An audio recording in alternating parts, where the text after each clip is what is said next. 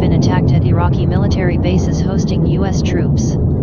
According to details, the Iraqi military bases has been targeted by Iran. According to Iranian media, 80 people have been killed at Iraqi military bases from Iranian attacks. Attacks in Baghdad. Iranian media say American helicopters and equipment have also been destroyed in the attacks. According to Iranian state media, 15 missiles were fired at Iraqi military bases. According to the state media, if the United States attacked Iran, there are 100 U.S. targets in Iran's view.